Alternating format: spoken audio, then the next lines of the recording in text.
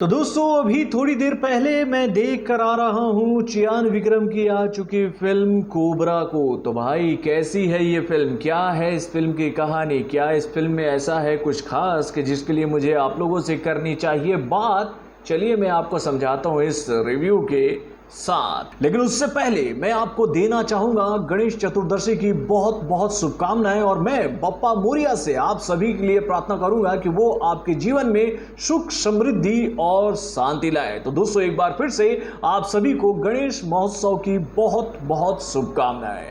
Hello friends, मैं हूं नरेंद्र और मैं आपका एक बार फिर से स्वागत करता हूं हमारे चैनल यानी कि वायरल न्यू जंक्शन में।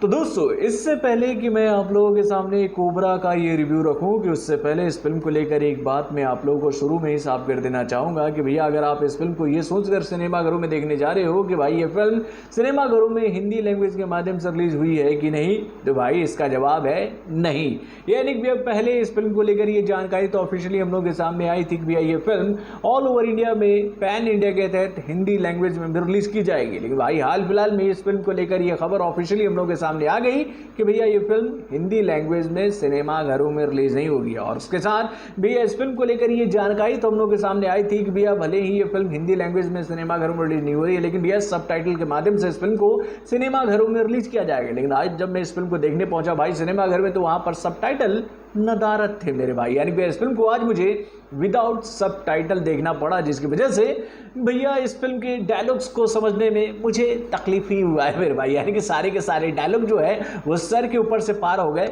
लेकिन हाँ, फिल्म के सीन के माध्यम से, सीक्वेंस के माध्यम से और ट्रीटमेंट के माध्यम से ये बात तो समझ में आ रही थी कि भैया फिल्म में चल क्या रहा है। तो भाई इतना समझ लेकर तो मुझे लगता है कि एक आम ऑडियंस इस फिल्म को सिनेमा घर में देखने नहीं जाएगी, जो भैया किसी भी फिल्म को इंटरटेनमेंट के हिसाब से सिनेमा घरों में देखने जाती है। और भाई हमें तो भैया किसी भी फिल्म को देखना पड़ता है उसका रिव्यू करने के लिए। भाई ये फिल्म अगर बनकर आई है तो भैया ये फिल्म कैसी है। तो भाई अब चलिए शुरू करते हैं इस फिल्म के रिव्यू को। लेकिन उससे पहले मैं आपको ये बता दूं कि भैया इस फिल्म के राइटर डायरेक्टर कौन है और इस फिल्म में नजर आने वाले मुख्य कलाकार कौन कौन है। तो दोस्तों इस फिल्म के राइटर डायरेक्टर हैं आर अजय गन्नन मुथु, और उसके बाद भैया इस फिल्म के डायलॉग राइटर हैं कन्नन और शेखर नीलेन। तो दोस्तों ये तो बात हो गई इस फिल्म के राइटर डायरेक्टर की। अब चलिए हम लोग बात करते भैया इस फिल्म में नजर आने वाले मुख्य कलाकारों की। तो दोस्तों इस फिल्म में नजर आ रहे हैं कई सारे रोल्स के माध्यम से भैया चियान विक्रम सर। उसके बाद भैया इस फिल्म में नजर आ रहे हैं इंडियन क्रिकेट टीम के एक वक्त की जान यानी कि भैया स्विंग के बादशाह यानी कि इरफान। यानी कि भाई इरफान जो है वो अपनी फिल्मी कैरियर की शुरुआत कर रहे हैं इस फिल्म के माध्यम से।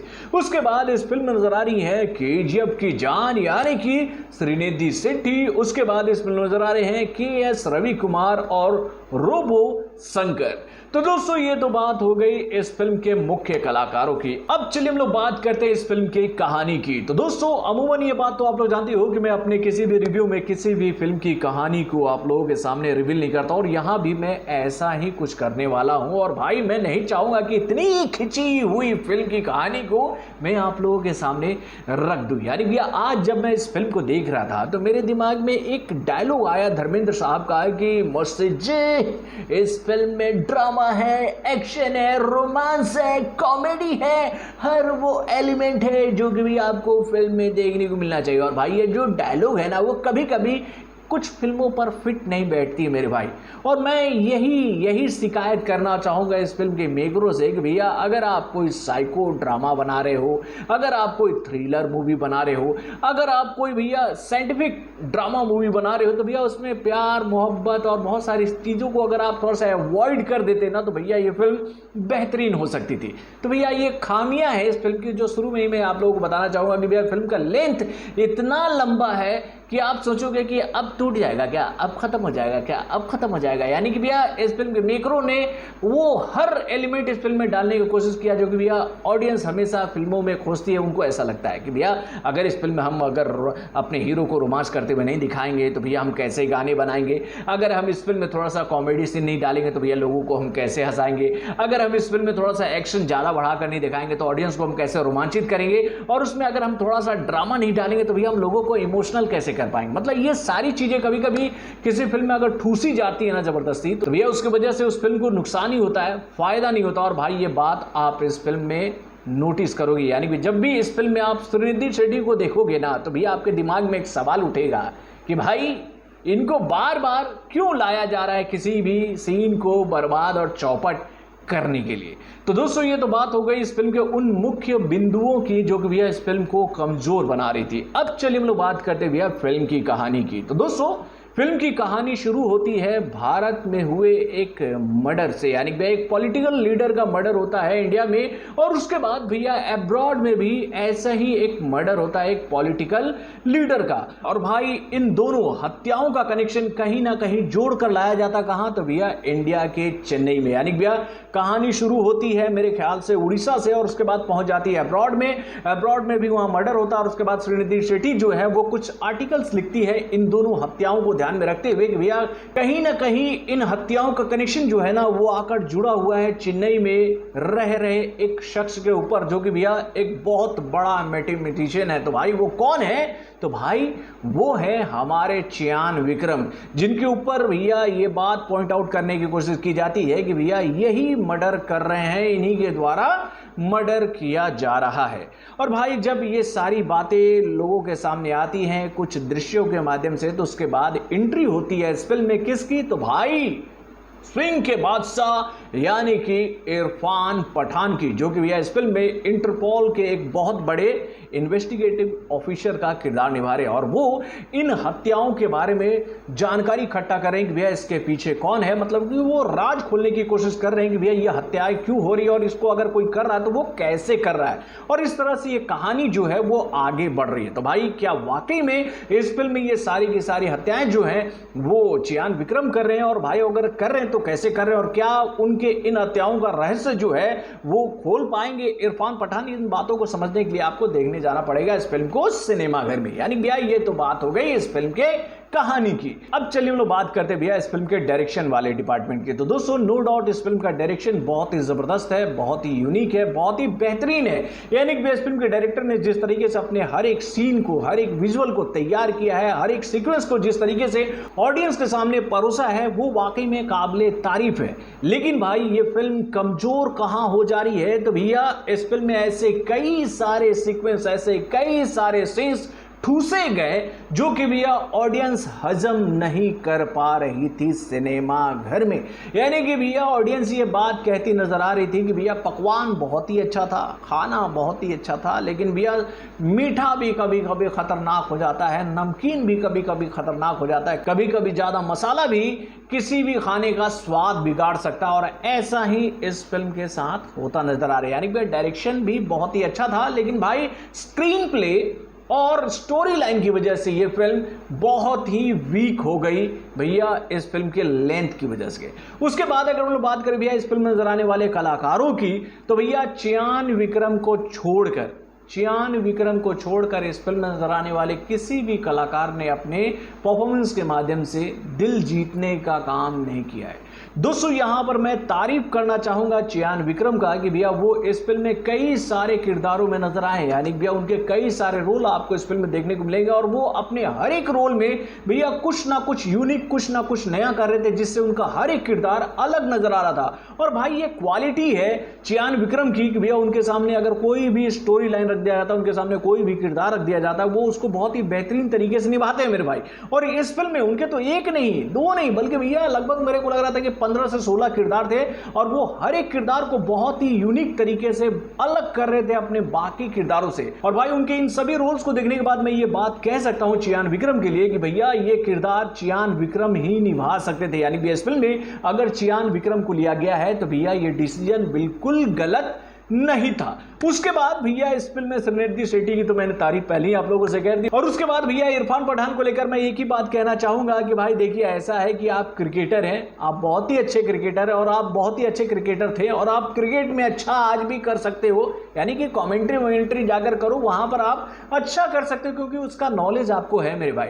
लेकिन भाई आप किसी ऐसे ट्रैक में घुस जाओगे बस अपने नाम की वजह से, अपने शोहरत की वजह से। यानी कि इस फिल्म में आपको एंट्री बस इसी वजह से मिल गई ना कि भैया आपका भी एक फैन फॉलोइंग है, आपको भी लोग जानते हैं, दुनिया के लोग आपको पहचानते हैं क्योंकि आप इंडिया टीम से क्रिकेट खेल चुके हैं। तो भैया उसी वजह से अगर आपको इस फिल्म में काम मिला है ना, तो भैया आप लंबे टाइम तक सर्वाइव नहीं कर पाओगे। और यहां पर मैं आपको बस एक ही सुझाव देना चाहूंगा कि भाई अगर आप फिल्म जगत में अपना कैरियर बनाना चाहते हैं तो भैया 2-3 साल जाइए, पहले थिएटर कीजिए, एक्टिंग सीखिए, कुछ समझिए कि एक्टिंग क्या होता है। आपको तो देखकर ऐसा लग रहा था कि भैया लगता है कि सामने टीपी लगा हुआ है, टीपी पे डायलॉग लिखा हुआ है और आप टीपी पे डायलॉग देख देख कर पढ़ रहे हैं और बोल दे रहे हैं। एक्सप्रेशन का तो हम कुछ बातें नहीं कर सकते, आपको हम इसके लिए दोषी नहीं ठहराएंगे, हम यहां दोषी ठहराएंगे इस फिल्म के मेकरों को और इस फिल्म के डायरेक्टर को। भैया उन्होंने आपका चयन बस इसलिए कर लिया क्योंकि भैया आपका एक फेस वैल्यू है। तो भाई ये मजाक था, ये मजाक था इस फिल्म के साथ कि भैया इतने अहम रोल को एक ऐसे इंसान को दे दिया गया जिसको भैया एक्टिंग का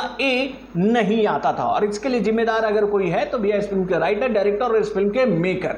उसके बाद भैया अगर हम बात करें भैया इस फिल्म के विजुअल इफेक्ट की, तो नो डाउट इस फिल्म का हर एक फ्रेम, हर एक विजुअल इफेक्ट बहुत ही शानदार था। और उसके बाद भैया इस फिल्म में जितने भी एक्शन सीक्वेंस दिखाए गए हैं, इवन मैं बताऊं भैया जितने भी मर्डर वाले सीक्वेंस दिखाए गए हैं ना, उसको जिस तरीके से ट्रीट किया गया है, जिस तरह से उसका ट्रीटमेंट लोगों के सामने परोसा गया है, वो बहुत ही शानदार था, जिसकी वजह से ये फिल्म कई जगहों पर बहुत अच्छी लग रही थी लंबे लेंथ के बावजूद। यानी भैया कहीं कहीं कहानी जो है ना वो ड्रैग हो रही थी, तो भैया कहीं कहीं कुछ सीन्स की वजह से फिल्म काफी अच्छी लग रही थी। और अगर मैं बताऊं भैया ये फिल्म हाफ टाइम तक मुझे काफी अच्छी लगी, लेकिन उसके बाद भैया ये फिल्म जो है ना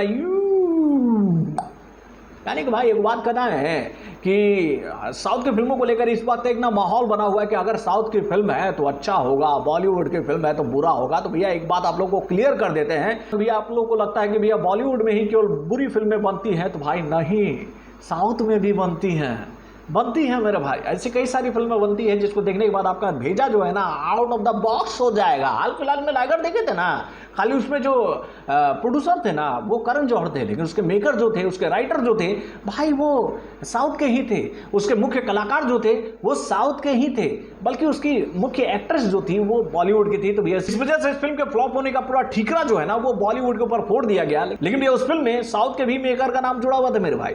तो भाई ये फिल्म जो है, मैं आप लोगों से एक ही बात कहना चाहूंगा कि वन टाइम वॉचिंग मूवी है। हाँ, आप इस फिल्म को एक बार देख सकते हो, ये फिल्म आपको अच्छी लग सकती है अगर आप चियान विक्रम को देखना पसंद करते हो। लेकिन अगर आप एक ऑडियंस के हिसाब से अगर इस फिल्म को देखना जाओगे सिनेमाघर में, तो ये फिल्म आपको बहुत जगह पर बहुत बोर करेगी और कुछ जगहों पर यह फिल्म आपको रोमांचित करेगी। और उसके बाद भैया अगर हम लोग बात करें इस फिल्म के बीजीएम की, तो भैया बीजीएम बहुत जगहों पर अच्छा भी लग रहा था और बहुत जगहों पर बुरा भी लग रहा था, क्योंकि भैया अब ए आर रहमान को लेकर अगर हम ये बात कहें कि भैया वो आउटडेटेड हो गए हैं, तो भैया थोड़ा सा बुरा लग सकता है आप लोग को। लेकिन हाँ, ए आर रहमान को अब थोड़ा सा सोचना पड़ेगा कि भैया जमाना बदल चुका है, जमाना कुछ नया खोज रहा और जमाना इस वक्त नया देख रहा। तो भैया आपको भी जमाने के हिसाब से ही अपने बीजीएम को तैयार करना पड़ेगा, जिससे आपका जो नाम है ना वर्ल्ड में वो थोड़ा सा और ऊंचा हो जाए। यानी कि भैया आप आउटडेटेड हो रहे हो ए आर रहमान, ये बात ऑडियंस अब समझने लगी है। तो दोस्तों इस फिल्म को देखने के बाद अगर आप मुझसे ये सवाल पूछोगे कि भैया मैं इस फिल्म को कितना स्टार देना चाहूंगा, तो भाई इस फिल्म को मैं देना चाहूंगा 5 में 2.5 स्टार। यानी भैया 2.5 स्टार के लायक ये फिल्म है। यानी भैया 1.5 स्टार इस फिल्म के मुख्य कलाकार यानी कि चियान विक्रम के लिए, जिन्होंने भैया इस फिल्म में बहुत ही बेहतरीन परफॉर्मेंस किया। और उसके बाद भैया 1 स्टार जो है वो इस फिल्म के मेकिंग और उसके साथ भैया इस फिल्म के एक्शन वाले डिपार्टमेंट के लिए मैं देना चाहूंगा इस फिल्म को। तो बॉलीवुड से जुड़े और भी कई सारे खबरों को जानने के लिए हमारे चैनल यानी कि वारुण जंक्शन को सब्सक्राइब करना ना भूलिएगा और हमारे अपडेट्स को जानने के लिए बेल आइकन को जरूर दबाइएगा।